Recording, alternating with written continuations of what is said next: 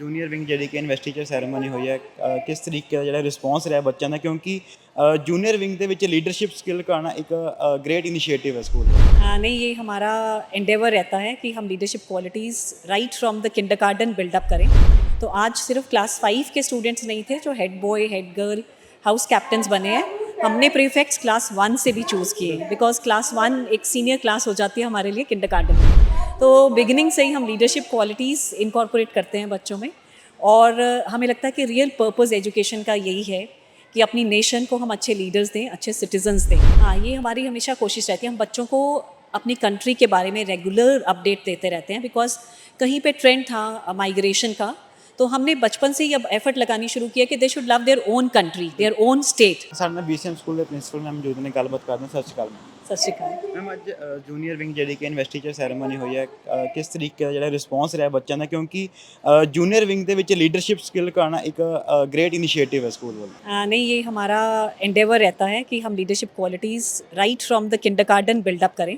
तो आज सिर्फ क्लास 5 के स्टूडेंट्स नहीं थे जो head boy head girl house captains बने हैं। हमने प्रीफेक्ट्स क्लास 1 से भी चूज़ किए बिकॉज क्लास 1 एक सीनियर क्लास हो जाती है हमारे लिए किंडरगार्टन में।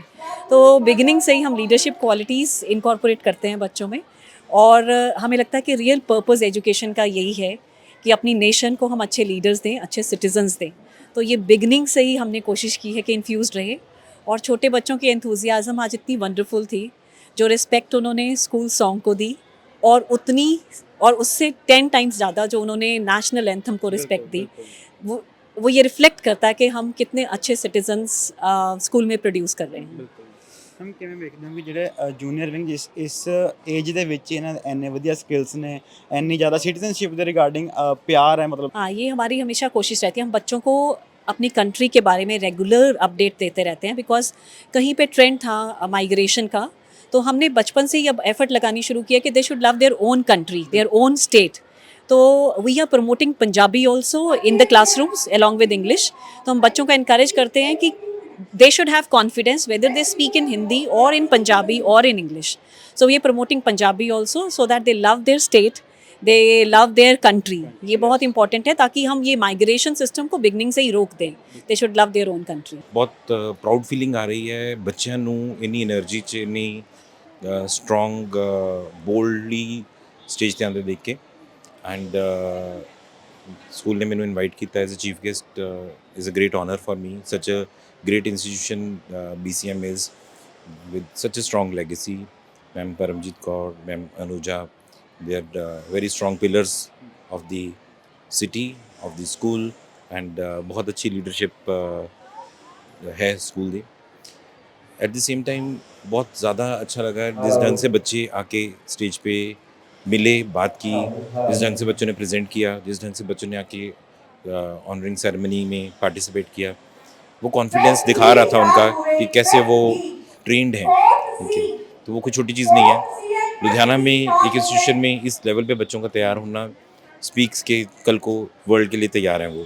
ਸਰ, ਕਿਵੇਂ ਵੇਖਦੇ ਹੋ ਵੀ ਜੂਨੀਅਰ ਲੈਵਲ ਜਦੋਂ प्रिपेयर ਕੀਤਾ ਜਾ ਰਿਹਾ ਕਿ ਲੀਡਰशिप स्किल्स ਜਿਹੜੇ ਕਿ ਹੁਣ ਤੋਂ ਬਿਲਡ ਕੀਤੀਆਂ ਜਾ ਰਹੀਆਂ ਨੇ।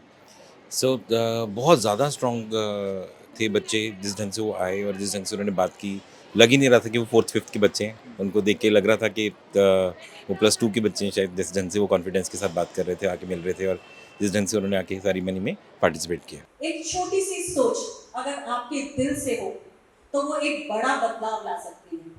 So now ask yourself, dear students, what little change will you bring in you after today that will make your school a better place, or that will make someone's life better?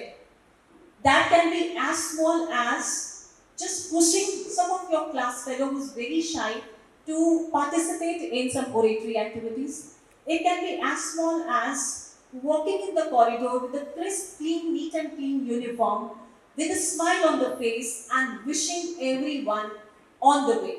It can be as small as hand holding someone in your class who is struggling in academics and teaching the concepts to that class fellow, helping that class fellow to perform better in academics. So any small thought in your brain of which you are ready to take responsibility makes you the leader, not the title or the sash or the badge. So each one of you can become the leader of your area. So this was the first story, and now the second story.